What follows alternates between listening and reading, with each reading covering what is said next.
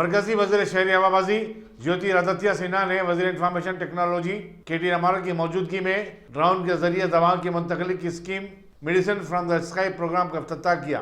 وقار کے parade ground پر منعقدہ اس تقریب میں ریاستی وزیر تعلیم سبیتا اندرا ریڈی، رکن پارلیمنٹ رنجیت ریڈی، ارکان اسمبلی کونسل وقار اور رنگاریڈی کے صدور ضلع پریشد، ضلع کلکٹروں اور دوسروں کی بڑی تعداد شریک تھی۔ یہ ملک میں اپنی نوعیت کا پہلا پروگرام ہے۔ ڈرونز کے ذریعے ادویات اور ویکسین کی منتقلی کا پروگرام تلنگانہ سے متعارف کیا جا رہا ہے۔ یوتھ کانگریس کے کارکنوں نے مرکزی وزیر شہری ہوابازی کے خلاف سیاہ جھنڈوں کا مظاہرہ کیا۔ ان کا کہنا ہے کہ وہ کانگریس سے مستعفی ہو کر وزارت کے لیے BJP میں شامل ہوئے ہیں۔ جنگلات کے تحفظ میں اپنی جانوں کی قربانی دینے والے محکمے کے عہدیداروں کی یاد میں نہرو زولوجیکل پارک میں ایک تقریب منعقد ہوئی۔ وزیر جنگلات اندرا کرن ریڈی نے محکمہ جنگلات کے شہید عہدیداروں کی یادگار پر پھول چڑھائے اور کہا کہ جنگلات اور ماحولیات کے تحفظ کے لیے ان کی قربانی کو فراموش نہیں کیا جا سکتا۔ جنگلات کے عہدیدار پولیس اور فوج کی طرح اپنی خدمات انجام دیتے وقت زندگیوں کو بھی جوخم میں ڈالتے ہیں۔ اس موقع پر صدر نشین forest development corporation V Pratap Reddy, principal secretary محکمہ جنگلات A Shanti Kumari, principal chief conservator forest officer R Shobha اور دوسرے عہدیدار بھی موجود تھے۔ کھیر ہاسپٹل میں نیوٹریشن کا قومی مہینہ منایا جا رہا ہے، جس کے دوران قوت بخش غذاؤں کے بارے میں عوامی شعور کی بیداری کے پروگرام منعقد کیے جا رہے ہیں۔ کھیر ہاسپٹل نامپلی میں منعقدہ پروگرام میں additional commissioner police central zone A Ramana Reddy مہمان خصوصی تھے۔ Medical superintendent Madhu Rima Sinha, doctor Naveed Chand اور سید کامران حسین نے نیوٹریشن کی اہمیت پر روشنی ڈالی۔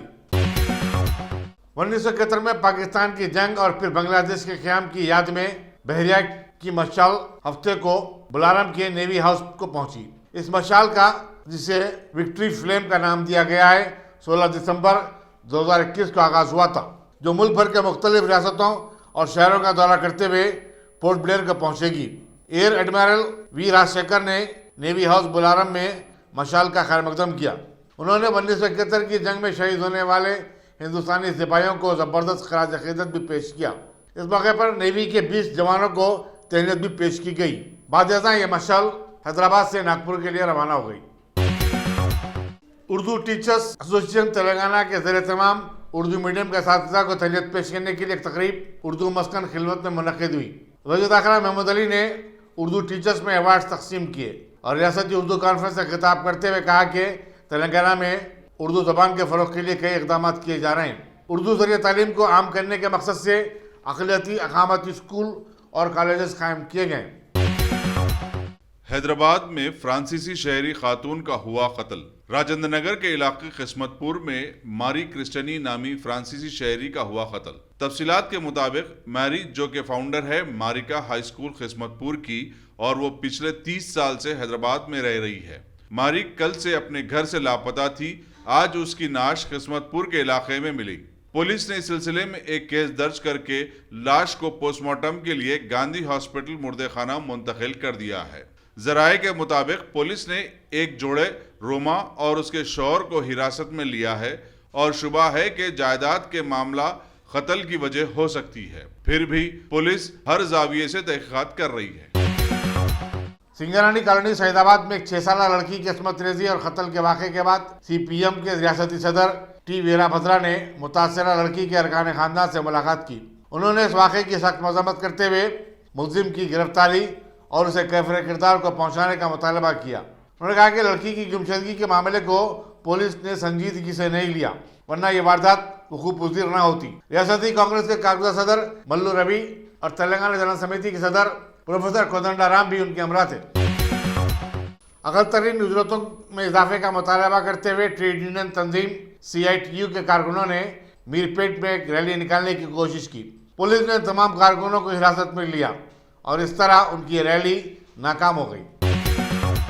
حیدرآباد کی نائی برادری نے اصلاح خانوں کو 250 یونٹ برقی مفت سربراہ کرنے حکومت کے اعلان کو روبے میں لانے کی مانگ کی اور اس سلسلے میں گاندھی بھون میں ایک احتجاجی دھرنا منظم کیا۔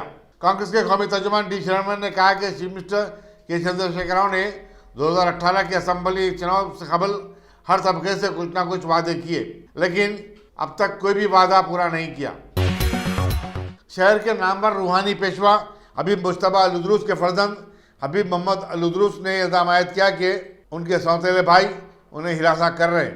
انہوں نے کہا کہ وہ گدی نشین بننے کے خواہش مند نہیں ہیں۔ میڈیا سے بات چیت کرتے ہوئے حبیب محمد ادروس نے کہا کہ ان کے سوتیلے بھائی حبیب جعفر ان کی والدہ کے بارے میں غلط باور کرواتے ہوئے ان کے والد کے درمیان دوری پیدا کر رہے ہیں۔ حتیٰ یہ ہے کہ ان کی والدہ کو 8 مہینے سے نان و نفقے سے محروم کر دیا گیا۔